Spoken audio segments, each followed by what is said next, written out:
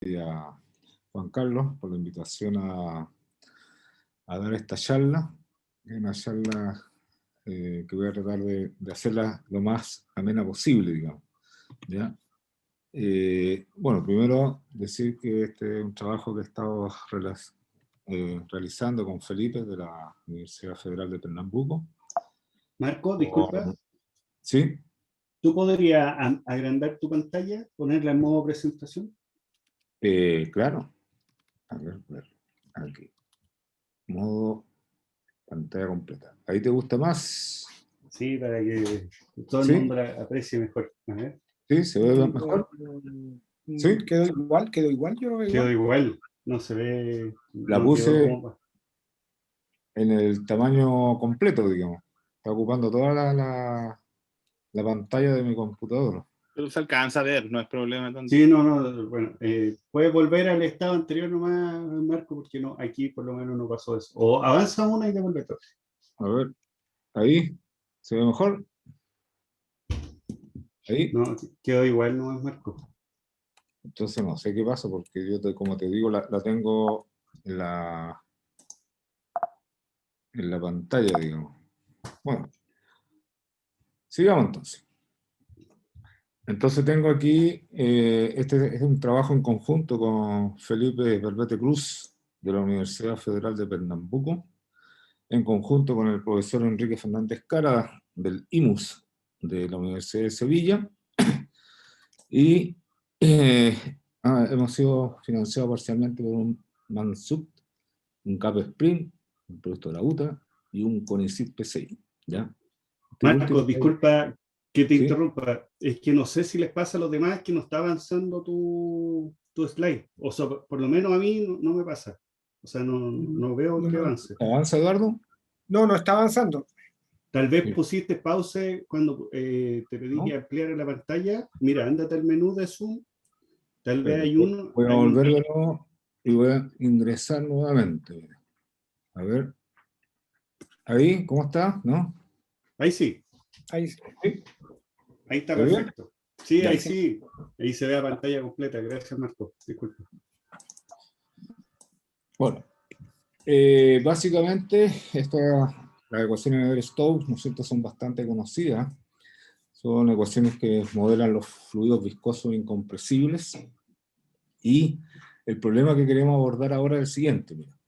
Dada una fuerza periódica en el tiempo, que va de omega cruz Rn, aquí falta un Rn, en Rn, con Rn igual a 2 a 3, tal que f de xt igual a f de x más tau va a ser el periodo, encontrar una solución periódica en el tiempo u, que va a ser la velocidad del fluido, p la presión del fluido, tal que satisfaga la ecuación de Navier-Stokes clásica, ¿no es cierto?, que es la ecuación 1 más la condición de incompresibilidad, divergencia de igual a 0, con la condición de contorno que está aquí.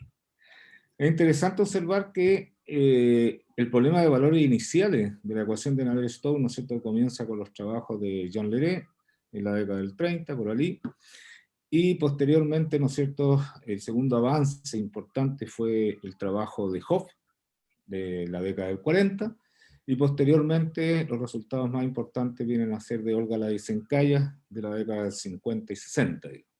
También ahí aparecen algunos resultados de Prodi, Serrín y otros matemáticos importantes, digamos.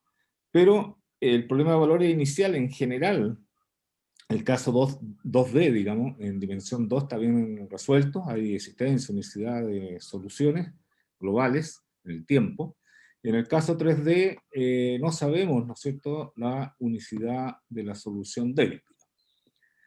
Ahora, el problema periódico, como está colocado aquí, recién comenzó a ser estudiada a fines de las décadas del 50, como el año 59, por allí, por James Serrin, que fue el primer trabajo que apareció en la literatura abordando un poco esta problemática. Él lo que hace es básicamente un argumento de perturbación, ¿ya? Aquí voy a contar un poco la historia. El primer trabajo que está aquí en dominio acotado fue de Serrin, que hace una pequeña problemática, digamos, un artículo de 3 páginas, digamos. No hay ninguna prueba de nada, sino que más bien ideas, Después aparece un trabajo de Cannell y Chimbroth del año 67, donde introducen una noción más débil, que es la noción de reproductividad de soluciones, que básicamente podríamos pensarlo como una solución periódica débil, digamos, en algún sentido. Y posteriormente hay un artículo de Takeshita del año 69, que es el tercer trabajo que aparece en la literatura, donde él habla del caso 2-dimensional. Los otros dos casos hablaban todos del 3, y en el caso 2D habla nuestro amigo Takeshita. Posteriormente, Lyons, en su libro clásico del año 69, presenta una prueba simplificada del trabajo de Cannell-Chimbroth, que lo hace en dimensión infinita directamente, y Lyons utiliza aproximaciones de tipo Galerkin, entonces prueba los resultados a nivel discreto, y después a través de argumento de compacidad y método de energía, le permite concluir, digamos, el problema continuo, ¿ya? Después de ese año, aparece un artículo de Miyakawa Teramoto del año 82, donde habla del mismo tipo de problema de soluciones periódicas, pero en un dominio que depende del tiempo. Un artículo que está en la revista de Hiroshima Matemática. Y después hay este trabajo que es bien interesante de Kukavica, que creo que es checoslovaco, o eslovaco, no sé, de alguna de esas dos regiones ahí, del año 93, donde él básicamente prueba que no hay soluciones periódicas de las ecuaciones de Navier-Stokes si el periodo satisface ciertas restricciones, digamos. O sea, que si yo tengo una fuerza externa no nula, las únicas posibilidades de soluciones periódicas existentes para Navier-Stokes son las estacionarias si es que el periodo satisface ciertas desigualdades, digamos. El periodo en cuestión, si fuera muy pequeño, las únicas posibles soluciones periódicas que existen para Navier-Stokes son las soluciones estacionarias, ¿ya? Ese es un resultado bastante interesante que está medio perdido en la literatura. Y después hay un trabajo de Kato, que no es el Toshio Kato, este es otro Kato, en el Journal Mathematical Analysis and Application del 97, donde habla ya de soluciones periódicas fuertes, digamos, para las ecuaciones de Navier-Stokes en dominios 3D, digamos. Y la técnica utilizada es básicamente el método de Galerkin con estimativas a priori, digamos, y método de energía. Posteriormente, hay un trabajo de Kobayashi. Todos los trabajos anteriores son con condiciones de contorno nula. Y el primero que comienza a hablar con condiciones de contorno nula, el año 2009, con condiciones de entrada y salida generales, digamos. Este es un problema bastante difícil en Navier-Stokes. En realidad todavía hay varias cuestiones abiertas, que están abiertas desde la época de Jean Leray, que hay una desigualdad famosa que se llama desigualdad de Leray, que implica esta condición que está aquí, pero no en general, digamos, ¿ya? Pero esa es otra historia que habría que hablar en otro momento. Tienes el artículo también este de Morimoto del 2009, donde habla también de cuestiones periódicas, y está este trabajo del 2017, que apareció en el Numerix Mathematics alemán, donde él hace cosas en 2D y hace algún tipo de algoritmo numérico, digamos. Obsérvate que la ecuación de Navier-Stokes, la parte numérica está bien desarrollada, o sea, hay cualquier cantidad de artículos, libros, qué sé yo, pero la cuestión de periódica es una cuestión que está media perdida en la literatura, como les dije. Y este año, el 2021, apareció en la revista Computer and Fluid un tipo de esquema bastante eficiente para las aproximaciones numéricas del problema de tiempo periódico, para Navier-Stokes. Básicamente estos son los únicos dos trabajos que yo he visto, digamos, la literatura que abordan en algún sentido el quesito numérico, ¿ya? El asunto de la parte numérica. Después, el caso de todo RN es un problema bastante difícil. El primero que comenzó a trabajarlo fue Maremonti, el año 91, en un artículo del Nonlinearity. Después está este otro trabajo de Valen y Bitter, de la SAYAM, y hay una serie de otros trabajos más que coloqué aquí, de Silver, de Galdi, de Kiev. Este es interesante, el que está aquí, porque este que está aquí hace un abordaje nueva, digamos, en el sentido de que él utiliza grupos, ¿ya? Hace un nexo con geometría, digamos, con álgebra, digamos, bastante interesante, digamos, y que es relativamente nuevo. Este trabajo es parte de la tesis doctoral de Cabe en Alemania. Después tenemos un trabajo de Okabe y Tuisi en el Journal Differential Equation del 2017, y posteriormente hay un artículo del año 2018 en el Journal Elliptic Parabolic Equation, ¿ya? Todos estos son trabajos en todo RN.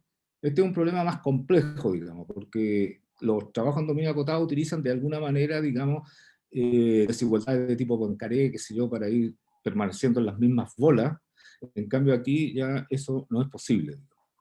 Y en el caso de dominios no acotados arbitrarios, hay dos trabajos en las literaturas principales que serían eso que está aquí, que a través de la formulación MIL, o de la solución débil, que le llaman, ¿no es cierto?, que es a través, digamos, del semigrupo asociado al operador de Stokes, uno en espacio L2 y el otro en el contexto de espacio LP, mirando un poco los resultados de Giga, digamos, de la analiticidad del semigrupo, los espacios LP asociados al operador de Stokes, digamos. Todo esto es con condiciones de tipo Dirichlet. Si uno comienza a pensar con otro tipo de condiciones, con tipo de fricción, con tipo de Navier, o otro tipo de cosas, en la literatura no hay nada, digamos. Es una cosa que está en abierto. Después está el trabajo de Yudovic del año 60, que es en dominios exteriores fijos, un trabajo bastante interesante, que aquí lo que hace en el fondo es extender el método Poincaré clásico, ¿no es cierto?, de ecuaciones diferenciales ordinarias para esta clase de fluidos. Y está el trabajo Prouser, de Maremonti Paluda, Yamasaki y Tubernice del 2009, que es en el Matemáticas.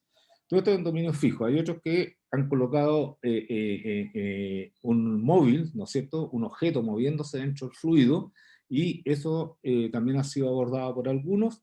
Y en otro tipo de modelos, digamos, hay unos trabajos que yo he estado trabajando, por ejemplo, un modelo de tipo de cristales líquidos, con gente de España, otros con tipo Bucinés, con Eduardo, con Antonio Carlos Moretti de Campinas, y otras más por ahí. Está en la ecuación primitiva del océano también, y tenemos otra en fluido de segundo grado que hemos estado trabajando con Luis Fried de la Universidad del Bio Bio y Francisco Guillén González. ¿Ya? Bueno, ahí hay una serie de trabajos que han ido apareciendo. Está este otro trabajo de Ibrahim Lemer-Rousseau, que es del año 2018, que hace para la ecuación de Navier-Stokes-Maxwell, en Communication en Pura Matemática, que es básicamente interesante, digamos. ¿Ya? Está este otro trabajo que publicamos hace poco con Eduardo, con Igor Kondrashuk y con Mariano Poblete, para ecuaciones de magneto-hidrodinámica con condiciones de frontera no nulas. Y finalmente está este trabajo de Nakao del 2020 en el JMA. Bueno, uno podría pensar en modelos abstractos que incluyan la ecuación de Navier-Stokes. El primer trabajo que aparece es un trabajo que hicimos junto con Elba Ortega y con Gregory Lukasiewicz de Polonia, para soluciones fuertes de una ecuación abstracta. Posteriormente hay un trabajo de Blanca y Climen Esquerra y Francisco Guillén González, que también hacemos algo, y hay uno último ahora del 2016, de Hayes en el Archive, donde hacen un abordaje a través de semigrupo. Los otros dos abordajes fueron a través de métodos de energía y métodos de dialéctica. Bueno, el problema de valores iniciales asociado a Navier-Stokes generalmente es lo que está aquí, digo. Uno toma un dato inicial, se supone dato en B y fuerza externa en ese espacio. Si uno supone la condición 6, la cual es fácilmente verificable en el caso 2D, pero en el caso 3D esto es local, pero uno lo asume, ¿ya? Y si uno denota tau de t, estas funciones que están aquí, que son funciones peso, que ya voy a explicar por qué, uno puede probar un teorema que te dice que la solución de Navier-Stokes tiene una solución única global en el tiempo, ¿no es cierto?, satisfaciendo esta estimativa que está aquí, y estas estimativas 9 y 10 utilizando estas funciones peso. ¿Te das cuenta? Este es un resultado probado en un artículo de Heidi Haneke del Science Journal Numerical Analysis del año 82. ¿Ya?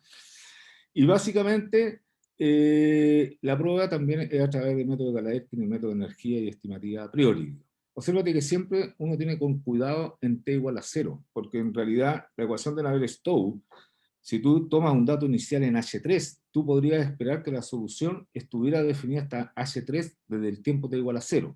Eso en general es falso, porque eso que está ahí involucraría tener en algún sentido un problema de Neumann sobredeterminado para la presión, cosa que en la práctica es imposible. Entonces no es posible tú hacer una condición en t igual a 0, ¿no es cierto? Tú puedes tomar t igual a 0 de clase C infinito, y la solución no va a ser C infinito en el tiempo t igual a 0, necesariamente, por causa de esas condiciones de compatibilidad que estoy hablando. ¿Ya? Y finalmente está este resultado, que es justamente para tirar fuera el tiempo t igual a 0. ¿Te fijas? Esta función peso que está aquí y esta función sigma que está aquí son funciones peso que me evitan el tiempo t igual a 0 a partir de la norma H3 para arriba, digamos, o de H2 más epsilon, ¿ya? Para evitar esa condición de compatibilidad. Bueno, aquí estoy hablando un poquito del argumento de Serrín, que es del año 59, como les dije, es un argumento de tipo perturbativo. Él toma la solución nula, que es periódica, por lo tanto él perturba y obtiene una solución del problema perturbado, ¿ya? Está el trabajo de Judovich, como les dije yo, que es básicamente una extensión del método Poincaré. Él toma el dato inicial y trata de demostrar que ese dato inicial se va reproduciendo en el tiempo, digamos, a medida que va avanzando. Entonces ahí es considerar la solución periódica, ¿ya? Y finalmente, el primero que prueba los resultados realmente, prueba rigurosamente los resultados, es Proust, el año 63. ¿Mm? Y posteriormente también, basado en el método de Serrín, el año 67, Schindler, ¿ya? Y el Kiep, que es el que yo estaba hablando del 2014, que es un argumento que solamente funciona en R3, con Rn si ustedes quieren, y lo que él hace, considera el toro en la parte de la variable temporal. Y a través de un argumento bastante interesante, él define una estructura, ¿no es cierto?, y una topología para este toro en particular, que nos permite a través de argumentos algebraicos construir y mostrar la existencia de soluciones periódicas para este problema, digamos. O sea, hay una cosa que no había sido utilizada anteriormente. Entonces, como les dije, hay una tesis de este señor, Kiep, bastante interesante, donde explica toda esta técnica. ¿Mm? Bueno, en el trabajo nuestro con Lucas y Elba, nosotros probamos este resultado que está aquí, digamos. ¿Mm? Probamos básicamente que si yo tengo una fuerza periódica, limitada por una constante M1, entonces existe una solución periódica en el tiempo, te fijas, con esa regularidad, tal que si yo tomo una solución del problema de valores iniciales, ¿ya?, ella tiene que converger de alguna manera a la solución periódica exponencialmente cuando el tiempo tiende a infinito. O sea, yo tengo la solución periódica, tomo cualquier dato inicial, me construye una solución global, ¿no es cierto?, en todo ser infinito. Esa solución, que no tiene por qué ser periódica, se va asintóticamente cuando el tiempo te va para infinito hacia la solución periódica. Bueno, ese es un resultado que se tiene, pero en realidad uno puede probar un poco más, que es lo siguiente, que bajo la hipótesis del teorema anterior, en realidad yo me puedo acercar a través de esa solución arbitraria que me tomé ahí con un tiempo inicial cualquiera, la solución periódica en la norma H2, ¿ya?, exponencialmente cuando tiende a infinito.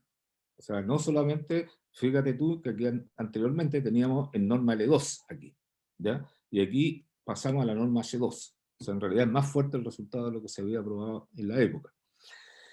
Y la prueba básicamente descansa en tomar la diferencia de dos soluciones, de la solución, digamos, del problema de valores iniciales, menos la solución del problema periódico, hacer la diferencia, y uno muestra esta desigualdad que está aquí, en el caso de la norma L2. Te fijas que hay una exponencial negativa, esta mu es una constante positiva, la CP es básicamente la constante Poincaré, por eso que el resultado vale en dominio acotado, donde tenemos la diferencia de el problema de valor inicial menos la solución periódica en cero, por lo tanto esto va para cero.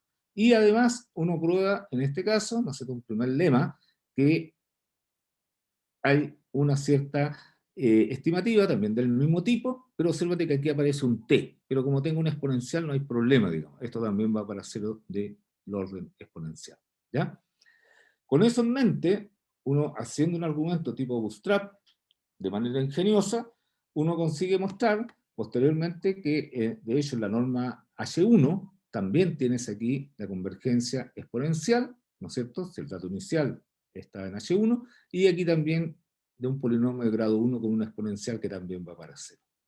Y finalmente, en el paso, ahí se obtienen de regalo estas dos estimativas con pesos para las integrales, ¿no es cierto?, de las segundas derivadas y las derivadas temporales. Con eso ahí, uno logra posteriormente probar que la norma L2 de la derivada temporal de la diferencia tiene también ese comportamiento exponencial y también tienes un comportamiento exponencial de las segundas derivadas. ¿Te fijas? Y observa que siempre aparece un término del tipo 1 más t, digamos. ¿Ah? Aquí un polinomio de grado 1. Pero eso no me preocupa porque aquí tengo una exponencial, entonces por lo tanto también va para 0. Eso es para probar esa notita que había dicho, digamos, ¿ya? Posteriormente, probamos que si el borde de clase es infinito, y las fuerzas externas son de esta naturaleza que están aquí, y tomo un U0 en el dominio de A, entonces nosotros tenemos esto que está aquí exponencialmente cuando t tiende para infinito. Obsérvate que el problema mayor al hacer esta estimativa, que no podemos partir de cero, porque no tenemos ninguna información del dato inicial del problema de valores iniciales en HK. ¿Te das cuenta? Por eso que esto que está aquí, yo parto con cualquier solución, ¿no es cierto? Tomo un tiempo, cualquiera, TK, estrictamente positivo, yo sé que a partir de ese tiempo TK, yo me puedo ir acercando a la solución periódica sin ningún problema, que es lo que está diciendo que está aquí, y exponencialmente cuando te va para infinito. Entonces, este es el resultado principal que hemos tenido, digamos. Y eso, ¿por qué se obtiene? Porque la solución de Navier-Stokes, si tú tomas el borde suficientemente suave, tomas la fuerza externa suave, y tomas, ¿no es cierto?, un dato inicial, por ejemplo, en B, o en H2, si quieres tú, en H1, cualquiera, pero no puedes tomar más, pasó del tiempo t igual a 0, la solución se regulariza. O sea, tiene un efecto la ecuación de Navier-Stokes como la ecuación del calor, ¿te fijas? Que va regularizándose en cuanto a regularidad. Entonces, a partir de ahí, la ecuación de Navier-Stokes siempre es regular. ¿Qué pasa con las ecuaciones periódicas de Navier-Stokes? Las soluciones periódicas de Navier-Stokes, o sea, si tomo un dato inicial en la solución periódica, ese dato inicial va a tener que ser bueno. ¿Por qué? Porque después que pase el periodo, caigo en el teorema que mencioné anteriormente para el problema de valor inicial. Entonces, en realidad, las únicas soluciones periódicas que existen buenas son de clases a infinito. No hay otras, digamos. No pueden haber otras, digamos. Tú no puedes tener una solución periódica de clase H2 o de H1. Tiene que ser C infinito. Y el dato inicial tiene que ser C infinito. ¿Cómo probamos este resultado? Bueno, este resultado es bastante simpática la prueba, pero es probada por inducción, básicamente, siguiendo, como les dije, los argumentos usados anteriormente por Haywood y Hanaker, en este artículo del SAYAM, y otro artículo de Germont, que es del Journal Mathematics Pure, del 2007, que habla sobre el método de Faedo-Galerkin, soluciones, digamos, a través del método Faedo-Galerkin para la ecuación de Navier-Stokes. Más los pasos que hemos probado en 1, 2 y 3, más o menos los mismos, obviamente en las normas HK correspondientes, uno logra después de un trabajo, digamos, más brazal, obtener este resultado que está aquí, digamos, que es un resultado interesante. ¿Ya? Bueno, eso era lo que les quería hablar. Espero que les haya resultado simpático. Gracias. Gracias por la charla, Marco. Le damos un aplauso. Preguntas, comentarios. Siéntanse libres de abrir su micrófono.